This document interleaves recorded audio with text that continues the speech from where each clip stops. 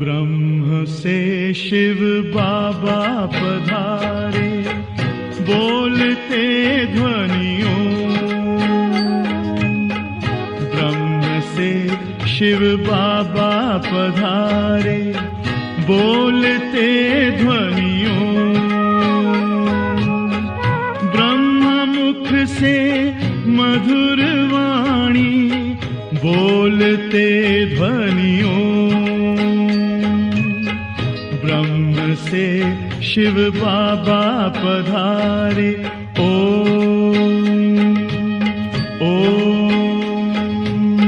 ओम शांति।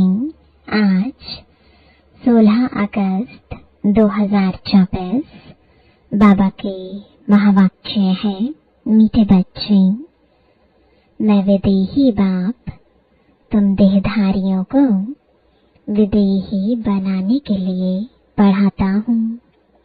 यह है नई बात जो बच्चे ही समझते हैं।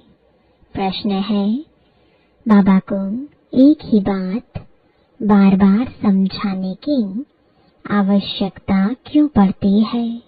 उत्तर है, क्योंकि बच्चे घड़ी घड़ी भूल जाते हैं।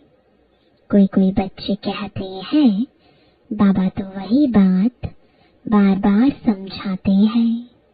बाबा कहते, बच्चे मुझे जरूर वही बात सुनानी पड़े, क्योंकि तुम भूल जाते हो। तुम्हें माया के तूफान हैरान करते हैं। अगर मैं रोज खबरदार ना करूं तो तुम माया के तूफानों से हार खा लेंगे। अभी तक तुम सतप्रधान कहाँ बने हो? जब बन जाएंगे तब सुनाना बंद कर देंगे। ओम शांति। इसको विचित्र रूहानी पढ़ाई भी कहा जाता है। नई दुनिया सतयुग में भी देहधारी ही एक दो को पढ़ाते हैं। नॉलेज तो सब पढ़ाते हैं, यहाँ भी पढ़ाते हैं। वह सब देहधारी एक दो को पढ़ाते हैं। ऐसे कभी नहीं होगा कि विदेही बाप या रूहानी बाप पढ़ाते हों। शास्त्रों में भी श्री कृष्ण भगवान वाच लिख दिया है। वह भी जिस्मानी हो गया। यह नई बात सुनकर मूझ जाते हैं। तुम्हारे में भी नंबरवार पुरुषार्थ अनुसार समझते हैं कि रूहानी बाप हम रूहों को पढ़ाते हैं। यह है नई बात। सिर्फ इस संगम पर ही बाप खुद आकर कहते हैं, इस द्वारा मैं तुमको पढ़ाता हूँ। ज्ञान का सागर, शांति का सागर, सब आत्माओं का बाप भी वही है। यह समझ की बात है ना। देखने में तो कुछ नहीं आता। आत्मा ही है मुख्य, और वह अविनाशी है। शरीर तो विनाशी है। अभी वह अविनाशी आत्मा बैठ पढ़ाती है। भल तुम सामने देखते हो, यह तो साकार में शरीर बैठा है, परंतु यह तुम जानते हो, यह ज्ञान देहधारी नहीं देते हैं। ज्ञान देने वाला विदेही बाप है। कैसे देते हैं वह भी तुम समझते हो। मनुष्य तो बड़ा मुश्किल समझते हैं। कितना तुमको माथा मारना पड़ता है यह निश्चय कराने के लिए। वह तो कह देते निराकार का कोई नाम रूप देश काल ही नहीं है। वह बाप खुद बैठ पढ़ाते हैं। कहते हैं मैं सब आत्माओं का बाप हूँ, जिसको तुम देख नहीं सकते हो, समझते हो वह विधि ही है। ज्ञान, आनंद, प्रेम का सागर है। वह कैसे पढ़ाएंगे? बाप खुद समझाते हैं मैं कैसे आता हूँ, किसका आधार लेता हूँ। मैं कोई गर्भ से जन्म नहीं लेता हूँ। मैं कभी मनुष्य व देवता नहीं बनता हूँ। देवता भी शरीर लेते हैं। मैं तो सदैव अशरीरी ही रहता हूँ। मेरा ही ड्रामा में यह पार्ट है जो मैं कभी पुनर्जन्म में नहीं आता हूँ। तो यह समझ की बात है ना, देखने में तो आता ही नहीं। वह तो समझते हैं। श्री कृष्ण भगवान वाच, भक्ति मार्ग में रथ भी कैसे बैठ बनाया है। बाप कहते हैं बच्चे तुम मूंझते तो नहीं हो। अगर कुछ नहीं समझते हो तो बाप से आकर समझो। यूँ तो बिगिर पूछे भी बाप सब कुछ समझाते रहते हैं। तुमको कुछ भी पूछने की दरकार नहीं है। मैं इस पुरुषोत्तम संगम युग पर ही अवतार लेता हूँ। मेरा जन्म भी वंडरफुल है। तुम बच्चों को भी वंडर लगता है। कितना बड़े से बड़ा इम्तिहान पास कराते हैं। बहुत बड़े से बड़ा विश्व का मालिक बनाने के लिए पढ़ाते हैं। वंडरफुल बात है ना। हे आत्माओं, हर 5000 वर्ष बाद मैं तुम्हारी सर्विस में आता हूँ। आत्माओं को पढ़ाते हैं ना। कल्प कल्प कल्प के संगम युगे तुम्हारी सेवा में आता हूँ।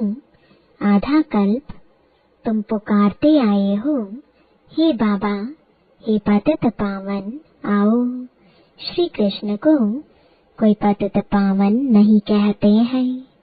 पतित पावन परमपिता परमात्मा को ही कहते हैं। तो बाबा को भी आना पड़ेगा पतितों को पावन बनाने।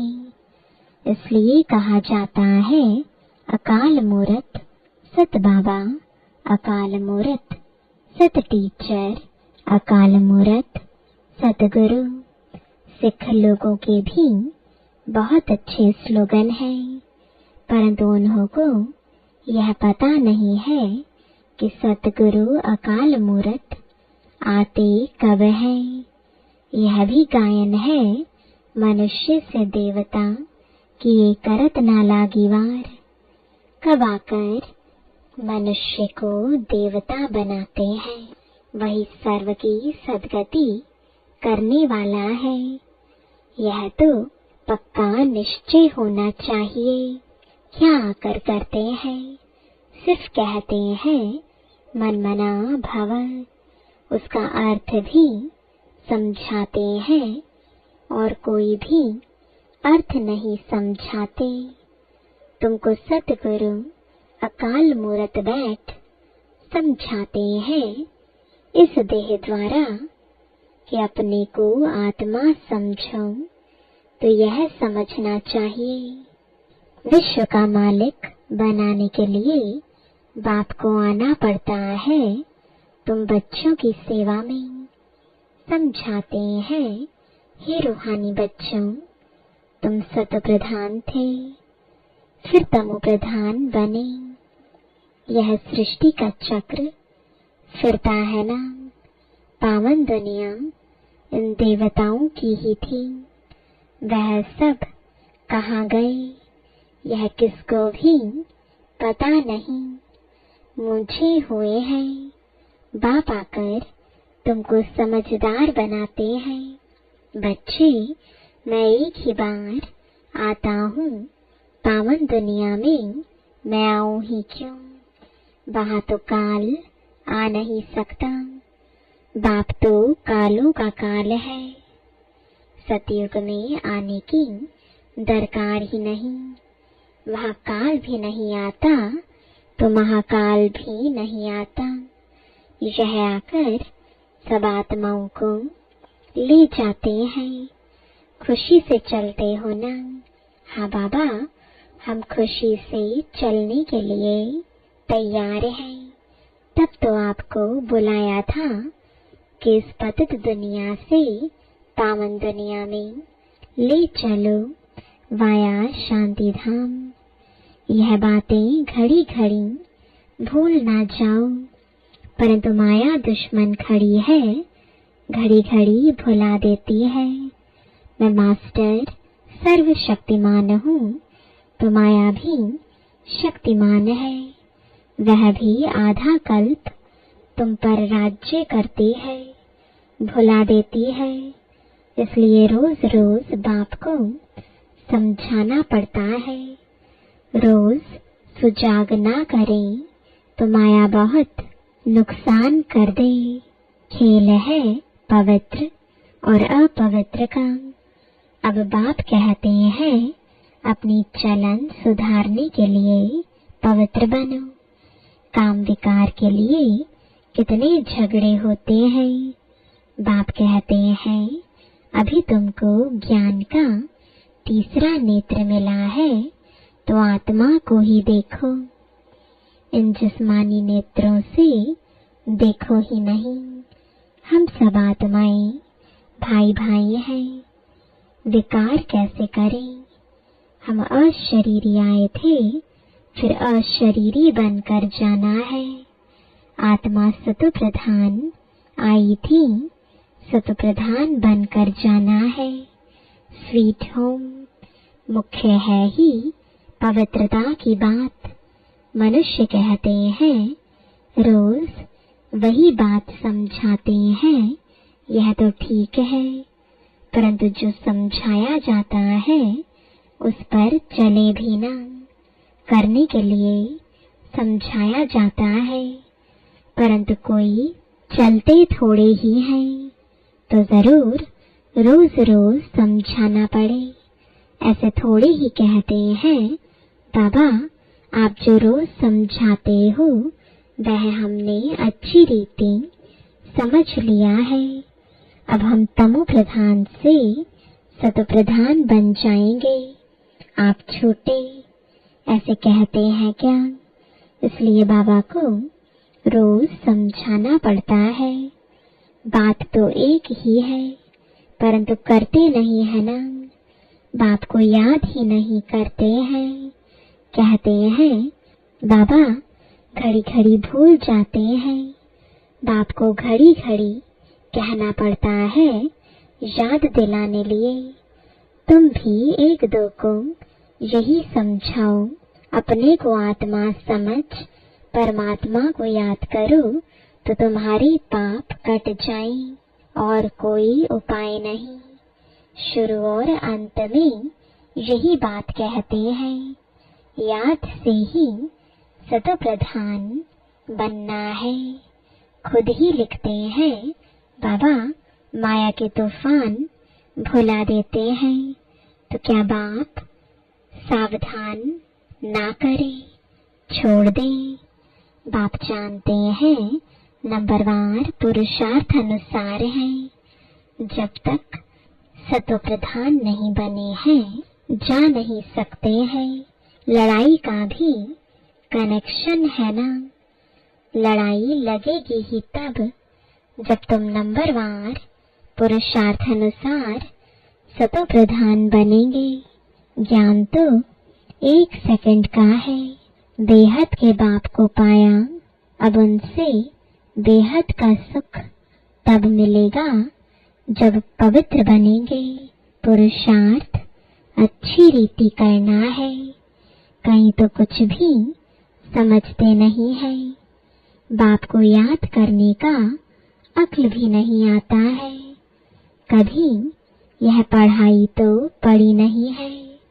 सारे चक्र में निराकार बाप से कोई पढ़ा नहीं है। तो यह नई बात है ना।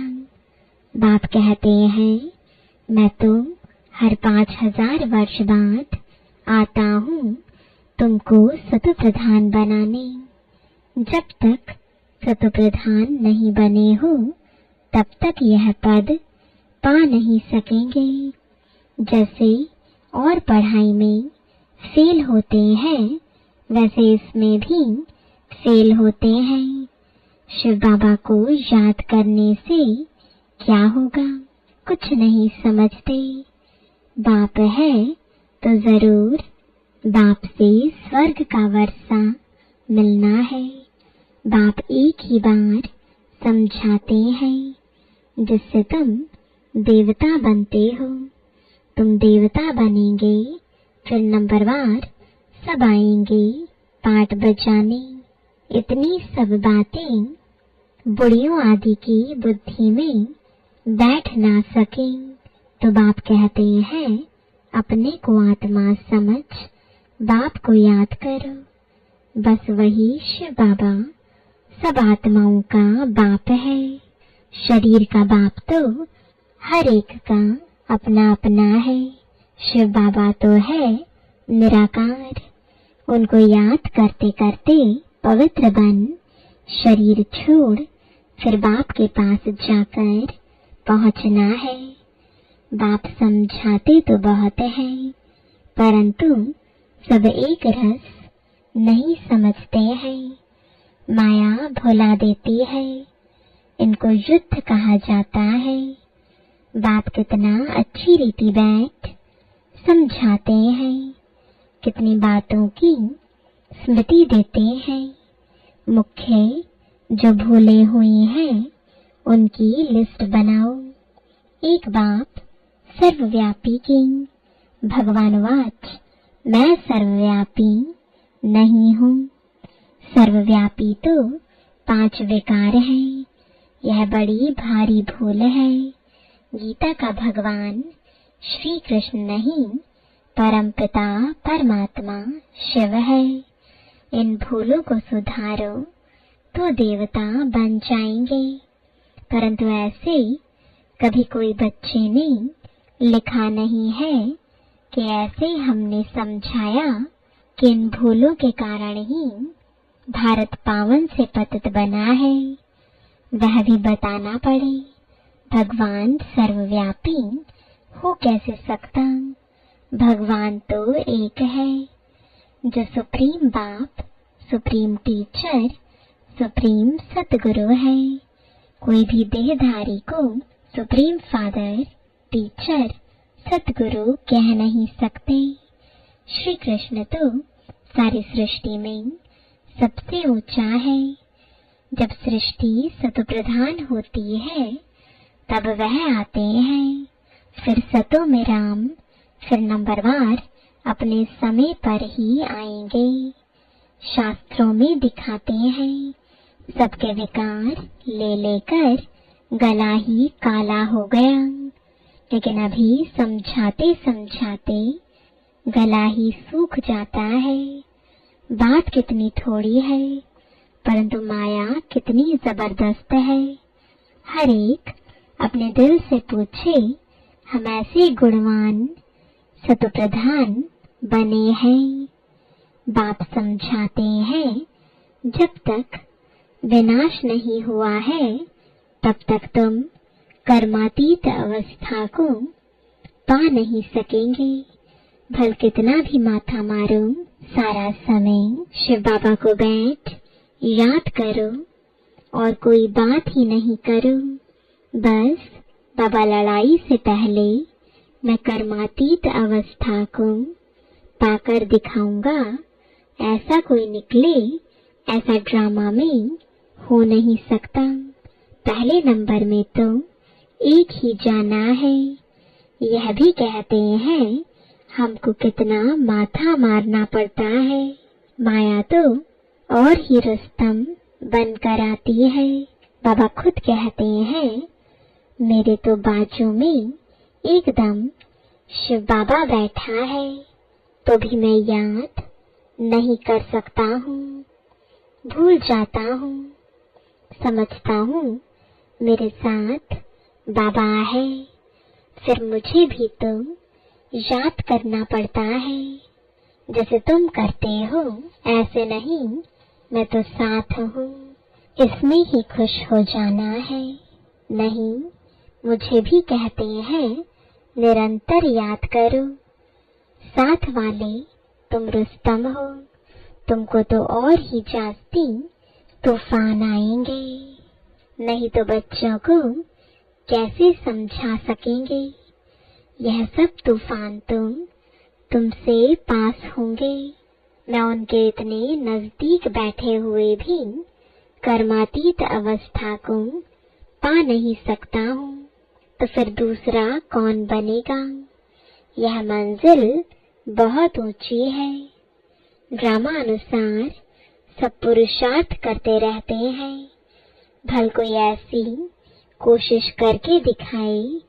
बाबा, हम आपसे पहले कर्मातीत अवस्था को पाकर यह बनकर दिखाते हैं। हो नहीं सकता, यह ड्रामा बना बनाया है। तुमको पुरुषार्थ बहुत करना है। मुख्य सारी बात है कैरेक्टर्स की। देवताओं के कैरेक्टर्स और पतित मनुष्यों के कैरेक्टर्स में कितना फर्क है। तुमको विकारी से निर्विकारी बनाने वाला शिव बाबा है। तो अब पुरुषार्थ कर बाप को याद करना पड़े, भूलो नहीं।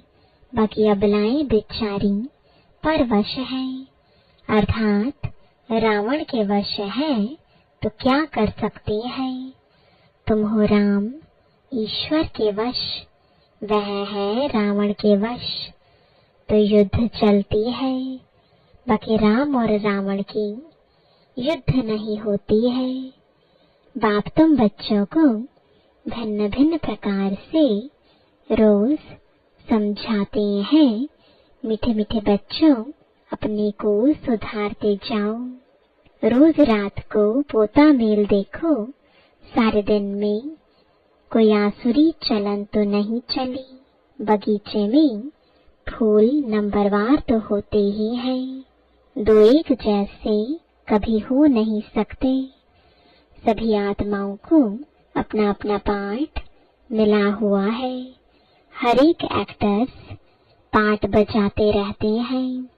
बाप भी आकर स्थापना का कार्य करके ही छोड़ते हैं। हर 5000 वर्ष के बाद आकर विश्व का मालिक बना ही देते हैं। बेहद का बाप है ना, तो जरूर नई दुनिया का वर्षा देंगे।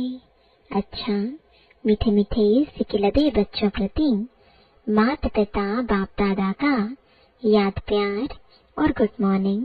रूहानी बाप की रूहानी बच्चों को नमस्ते। रूहानी बच्चों की रूहानी बाप दादा को गुड मॉर्निंग और नमस्ते। धारणा के लिए मुख्य सार है, पहला, ज्ञान के तीसरे नेत्र से आत्मा को ही देखना है। जिस्मानी नेत्रों से देखना ही नहीं है, अशरीरी बनने का अभ्यास करना है। दूसरा, बाप की याद से अपने दैवी कैरेक्टर बनाने हैं। अपने दिल से पूछना है कि हम कहाँ तक गुणवान बने हैं। हमने सारे दिन में आसुरी चलन तो नहीं चली। वरदान है, सदा केयरफुल रहे, माया के रॉयल रूप की छाया से सेफ रहने वाले माया प्रूफ भव। वर्तमान समय माया रियल समझ को, महसूसता की शक्ति को गायब कर रॉन्ग को राइट अनुभव कराती है। जैसे कोई जादू मंत्र करते हैं तो परवश हो जाते हैं, ऐसे रॉयल माया रियल को समझने नहीं देती है। इसलिए बाप दादा अटेंशन को डबल अंडरलाइन करा रहे हैं। ऐसा केयरफुल रहो जो माया की छाया से सेफ माया प्रूफ बन जाओ। विशेष मन बुद्धि को बाप की छत्र छाया के सहारे में ले आओ। स्लोगन है, जो सहज योगी हैं उनको देखकर दूसरों का भी योग सहज लग जाता है। ओम शांति।